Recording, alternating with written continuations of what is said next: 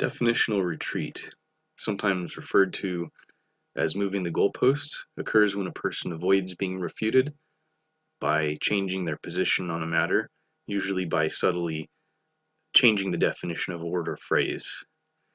I picked this fallacy because of how frequently it's used in debates. It's used frequently by religious institutions to kind of weasel their way out of unfavorable views. We'll look at a few examples, but one thing I've noticed as an advocate of street epistemology is that one of the key elements of an effective interview or discussion is to agree on the definition of something that you're discussing first, even repeating back what the person said, so that you can genuinely find a common definition and then go from there. It's the complete opposite of a straw man, where you misrepresent the other person's view. So let's look at a few examples of definitional retreat so we can identify it easily. So we're first going to look at the frequently asked questions section on jw.org, the official website of Jehovah's Witnesses. We're actually going to look at a few examples on this same web page, as well as Scientology.org, who use a similar tactic to avoid giving an answer to a question that might seem unfavorable. So, first one, Jehovah's Witnesses feel that they're the only people who will be saved. So they make the claim, no. But look at what they do, or what the article does.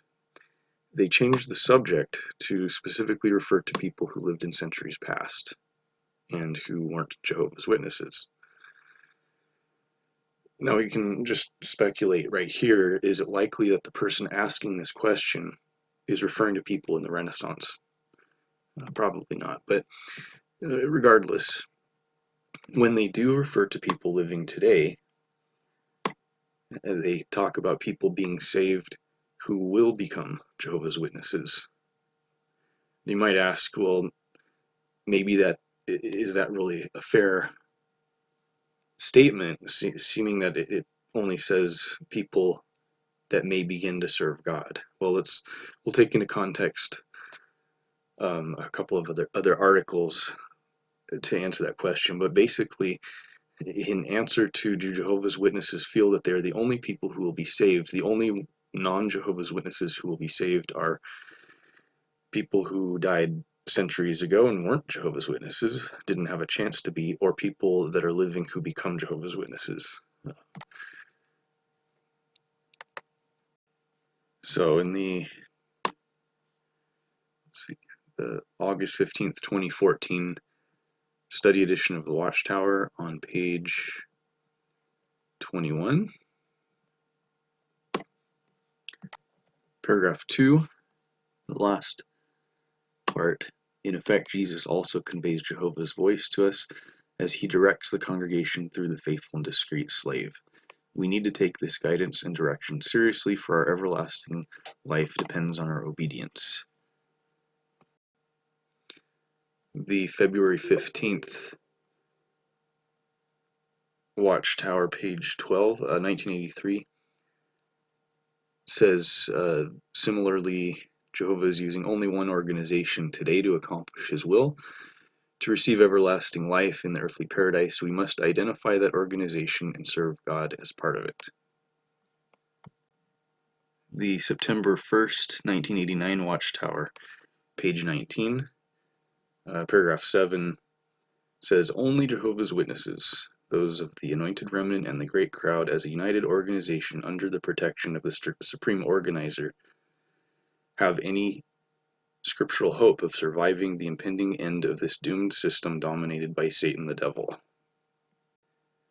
The June 1st, 2001 Watchtower, page 16, says, is it presumptuous of Jehovah's Witnesses to point out that they alone have God's backing? Actually, no more so than when the Israelites in Egypt claimed to have God's backing in spite of the Egyptians' belief, or when first-century Christians claimed to have God's backing to the exclusion of Jewish religionists. So, does it seem that their claim is accurate, that no, Jehovah's Witnesses don't think that they alone will be saved? There's an interesting phenomenon among the average witnesses, a high level of cognitive dissonance where they kind of have their own version of the doctrine. The official teaching says one thing, but they kind of make a watered down version. The average witness at your door is going to say, if you ask, is everyone else going to die? They'll say, no, only God reads hearts, even though the official teaching says otherwise. Our second example, well, just to recap real quick what I was getting at, all of the other extra articles and everything, it was to point out that an unfavorable response is avoided by subtly changing what's being referred to. So here in the second example, also under the frequently asked questions, do Jehovah's Witnesses believe in creationism? And they say no. First of all, and I don't like to speculate too much on intent because I really can't read minds, but a possibility as to why they would not want to agree with creationism is because of the clash between the scientific community and religion. It kind of makes them appear a little bit more rational by disagreeing with creationism. Anyway, it says why not? Because a number of creationist ideas actually conflict with the Bible. Now, first of all, creationism is simply the belief that the universe was created. So the fact that they believe that the universe was created means that they are creationists. But they simply, if we look down here,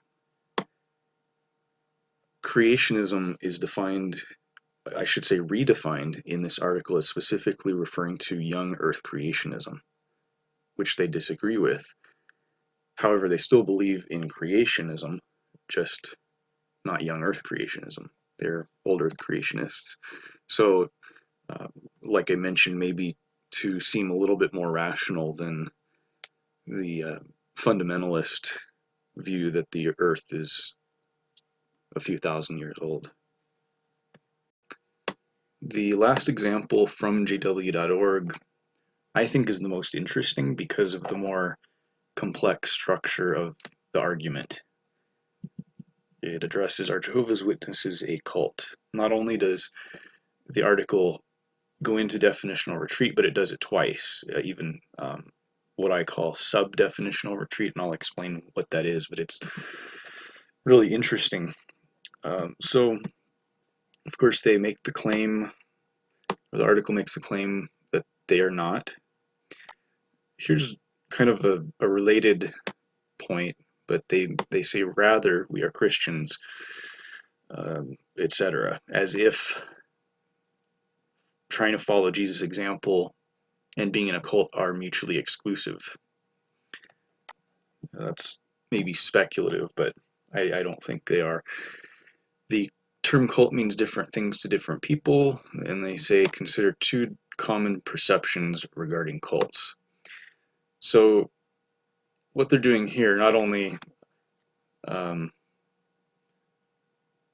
they not taking the definition that cult experts agree on, which describes them to a T, they're picking the perceptions that some people have that they can more easily argue against. So the two common perceptions that they mention, some think of a cult as being a new or unorthodox religion, and some think of a cult as being a dangerous religious sect with a human leader. So we're going to break this down quite a bit. Now, just at the outset, the purpose of this part of the video is not to prove whether Jehovah's Witnesses are a cult or not. This is strictly about the argumentation that groups are willing to go to so that they don't fit under unpleasant terminology. That's the main point. So they're taking what some people evidently describe a cult to be. They being new or unorthodox, and being a dangerous religious sect. So they say we pattern our worship after that of the first century Christians. So does that imply then that patterning worship after first century Christians means that they're not new?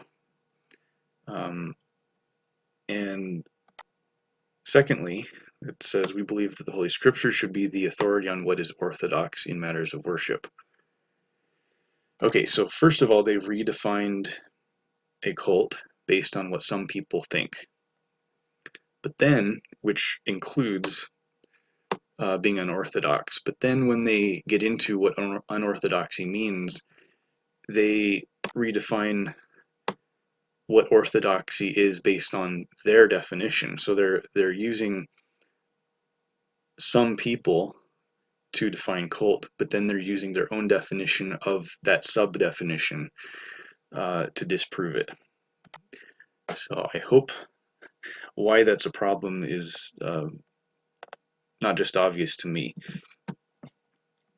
Secondly, some think of a cult as being a dangerous sect with a human leader. So there's a lot of loaded language in this. First of all, if, like I mentioned, it's the purpose of this is not necessarily proving that they are or aren't, but within this statement, they use the word dangerous as well as the word sect, and modern Jehovah's Witnesses are actually a splinter group from Bible students. Modern day Bible students actually still exist. So they are actually a sect in one sense. As far as them being dangerous, you have to get into the whole bite model of policies within groups, which we're not going to get into with this. The third part is with a human leader. Well, any religion makes the claim that the people that they have to answer to within the religion, they're not actually following, they're actually following God, but that's just their representative, which in this case it's the governing body. It's not, as we've seen in those examples from other literature, they're not really given the option as to whether they can agree with what the governing bodies say. It's very clear. So here's another point which we're actually going to see in the Scientology example. It says that Jehovah's Witnesses practice a religion that benefits its members and others in the community. And then they mention some other things about disaster relief, and that's a whole nother thing too. But so what you'll notice in both religious websites is picking what aspects of a cult are easiest to refute, not mentioning. And if you used to be a witness, I'm sure that you can think of the canned responses that you would give at the door about being a cult. It would most likely include, our meetings are open to the public. Anyone can obtain our literature. We're going to see that same thing with Scientology, as if there again it's mutually exclusive. What neither group, well, let's go ahead and look at the last example before we compare the two. So here on Scientology.org, we see a similar area of inquiry being addressed, although not using the word cult. They use the related term secret society. They both have very similar connotations. Like JW.org, they say that they do not fit into this negative terminology. based on similar reasoning. One may go into a Scientology church at any time, and their literature is available to anyone. They also bring up how they're involved in life around them. They improve conditions around them, etc., similar to the witnesses. So which the positive aspects that they're highlighting, again, they're not mutually exclusive with being in a cult. In addition, what they're not mentioning are the other aspects of such a high control group, such as even though the literature is available to anyone, not all the literature is. It's still dispensed based on a hierarchy. Or ex-members are shunned and labeled with loaded terminology like subversive person in Scientology or apostate in witnesses. There are many other elements as well that they do not mention. There's just as an interesting side point in witness culture, there's this morbid fear of ex-members.